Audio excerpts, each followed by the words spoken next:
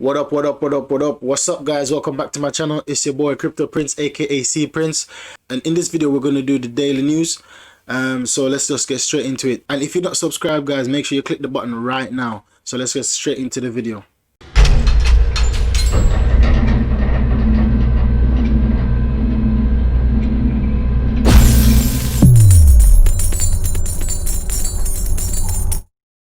So the market as of 17th of the 11th 2020, the market is we see Bitcoin up 2.9%, we see Ethereum up 2%, we see XRP up 8%, we see Chainlink up 3%, we see Litecoin up 8%. We're gonna talk about a bit about Litecoin. We see Bitcoin Cash up 1%. We're gonna talk about Bitcoin Cash as well. We see Polkadot up 8%. We see Binance coin up 2.5%, and we see Cardano up 5%. Let's just get into the best performing coin of the day in the last 24 hours. We see Curve Dai token up 12%, Ren up 11%, Yearn Finance up 11%, Near Protocol up 11%, Nexus Neutral up 10%, Ethereum Classic up 9%, XRP. Yeah, and we've already done. Okay, let's see the worst performing. So worst performing is Thorchain again. I think it was yesterday as well on the worst performing list. Uniswap again. TMTG again. Hedge Trade again. Waves down 5%. Decred down 4.6%. Okay, let's get into the news now. So Bitcoin Cash has a split into two new blockchains again. The Bitcoin Cash network, a result of a hard fork from Bitcoin, has split into two new blockchains again. Bitcoin Cash ABC, BCH ABC ticker signal has received no hash power, meaning that it is possible that Bitcoin Cash node BCHN will become the dominant software of the Bitcoin Cash network, according to data from COINBASE. So it says the last common block among Bitcoin Cash miners was hashtag 661647 mined by Binance. The first block that was split, the Bitcoin Cash blockchain, was mined by Antpool. Since then, hash power has been in BCHN's favor as miners and mined multiple consecutive blocks on the blockchain. To recap, a group of Bitcoin Cash developers led by Amaury Sechet, known as BCH-ABC, proposed an update on the Bitcoin Cash network, which has included a controversial new Coinbase rule, which requires 8% of mined Bitcoin Cash to be redistributed to BCH-ABC as a means of financial protocol development. The update is opposed by another group from the Bitcoin Cash community known as the Bitcoin Cash node, who removed the so-called miner tax from their source code. When some nodes on the network adopt a hard fork and others don't, then the blockchain will split into two different versions, with the old software and one with the new software. Prior to the hard fork, prices of Bitcoin Cash plummeted to as low as $237, down by 7.5% from an early high at 256.8, according to data. If the BCH ABC does not attract enough hash power to produce a viable blockchain, the ABC blockchain would, in theory, disappear. Most major crypto exchanges have announced that they are likely to support BCHN, and it will inherit the BCH ticker. So this is very disappointing news from the Bitcoin Cash community. I myself love the Bitcoin Cash technology because it's a hard fork from Bitcoin itself. And what a hard fork simply means is that when developers come together, when there's a team of developers and they have different opinions, basically there's a split. You know that big a protocol on the protocol on the blockchain cannot be reversed, it cannot be amended, it cannot be changed. if there needs to be a change, so if we have different opinion and you want to go one direction, we can't just amend it. What has to happen is there has to be a hard fork, meaning that there's going to be a split. So you're going to have your version and I'm going to have my version, because it can't be amended, it can't reverse. So there's a voting in the community. One side was for the BCH ABC and one side is for the BCHN. So this is what happened. This is what caused a hard fork. So with Bitcoin originally, there was a hard fork. Even Ethereum, well, in a sense, is a hard fork of Bitcoin, because Vitalik went to the Bitcoin community and said to them basically and bring the idea to introduce smart contracts to them, but they wasn't having it. They weren't having it. So they wanted to keep it Bitcoin as a transactional basically entity, as a transactional protocol, transaction function. That's all it is. They don't want to get too complicated with it. They just want to keep it the way it is. So that's why Ethereum is basically a hard fork from Bitcoin in a way. So if Bitcoin is blockchain 1.0, Ethereum is blockchain 2.0, because it's an improvement from Bitcoin. So Ethereum can be used for transaction, and it can be used for smart contracts as well as other stuff. So it's an improvement. So whenever a blockchain technology or blockchain protocol or blockchain company wants to improve, so to speak, their original plan, the original coin, the original protocol, there has to be a hard fork. So this is what happened with the Bitcoin Cash. The Bitcoin Cash, there was a hard fork in it, because they want the ABC, the Bitcoin Cash ABC side of it, community wanted to bring in a tax, an 8% tax. The BCH ABC hasn't received any hash power, so all the hash power went to the Bitcoin Cash node, meaning it's gonna be the dominant one. So this rule that they're trying to come in with the 8% tax, it's not gonna work, because most people in the community signing with the Bitcoin Cash node, because they're trying to continue to make things decentralized, continue to be for the people. And we see Bitcoin Cash ABC trying to make it a bit more centralized, trying to apply tax to crypto, which is not a good thing. So I'm happy to see that. However, the price of Bitcoin Cash take a hit because of that. So the next news of the day is Coinbase. Coinbase goes down as Bitcoin's nears 17k. The website and mobile app of US cryptocurrency exchange Coinbase are down as Bitcoin is nearing 17,000, within striking distance from its all-time high of 19,665 set in 2017. So this is why I don't trust Coinbase. Coinbase, first of all, is too centralized, as well as it's always going down at the wrong time. Imagine you have all your money on Coinbase and you're trying to sell into fiat currency, and then you can't, and then you can't, and then after the bull run is finished, that's when you'll be able to get access to your account. So you can't convert it to a stable coin, you can't do nothing. Basically you're in the coin until the bull run cycle is over. How angry would you be with that? So that's why I don't really trust Coinbase, because it's always going down at the wrong time. Imagine this, 17k, it's nearing 17k. We were all the way at 10,000, 8,000 at one point. So imagine someone want to take out a 2x of their money. Imagine someone want to take out a 2x of their money, they wouldn't be able to get access to it. And that's why I wouldn't advise anyone to use Coinbase, because it's always going down at the wrong time. When you need your money, it's not gonna be there. Its server is gonna go down. Okay, next news. Litecoin flips Bitcoin Cash in crypto rankings with rally to 9 months high. Litecoin jumped to 9-month highs early on Tuesday, replacing Bitcoin Cash as the 7th largest cryptocurrency by market value. The cryptocurrency rose to $75 during the Asian trading hours, a level last seen on February 24th.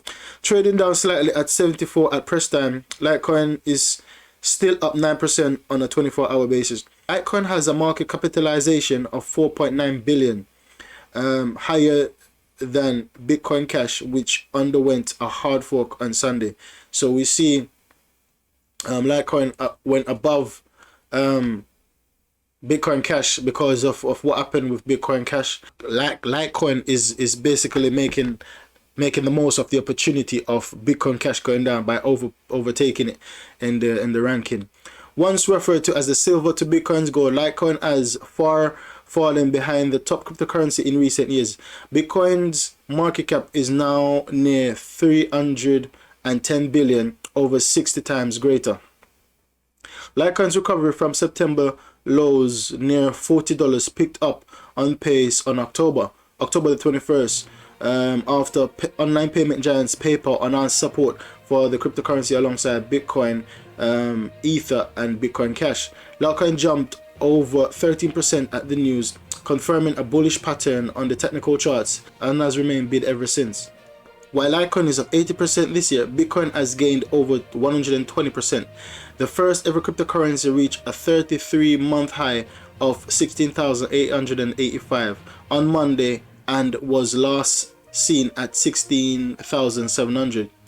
Prices have risen by more than 6,000 since early October, giving a push by investments from notable companies. Bitcoin's continued rally looks now to be dragging along an alternative cryptocurrency in general. Chainlink's Link, Stellar's XLM have gained 5% on a 24-hour basis, while XRP has been by 10%. While XRP has risen by 10%. Ether, the second largest cryptocurrency, is up over 2% at $465. However, unlike Litecoin and Bitcoin, many top altcoins are yet to challenge their respective third quarter highs. So basically, the market moves with Bitcoin, and we see a rise in Bitcoin over the past few days. Bitcoin has been growing steadily, and Bitcoin moves with Ethereum. Ethereum moves with Bitcoin, so they move together. And the rest of there's over 4,000 altcoins, and all of them move after Bitcoin moves. So we see Bitcoin move a nice pump yesterday. Ethereum will do, I believe, between today or tomorrow, Ethereum will do a similar pump, bringing it to about 478 or 490 up them levels. And after that, a few days after or a few weeks after, we can see the rest of altcoins moving up as well. So that's bullish for the space. Whenever Bitcoin moves, that's what we want to see. The rest of them, there's a saying that says when the tides come in, all ship rises, right? So Bitcoin, everyone is flocking into Bitcoin because of the 21 million supply, and because it's the biggest cryptocurrency there is, and it's the most bullish news. It's always having the most bullish news. Most investors are getting into Bitcoin. However, when that happens, that means the smaller investors won't be able to afford Bitcoin. They won't be able to afford Ethereum, so they will go to smaller altcoins, and that in return will boost up the value for the whole space. So that's very good for the space either way.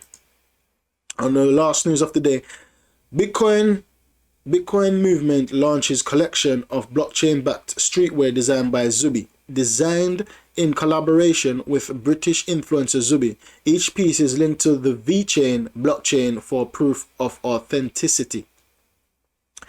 On Friday, the online retail store Bitcoin Movement BTC MNT, a long ticker signal, launched a limited edition streetwear line featuring a blockchain-backed system of proof of authenticity.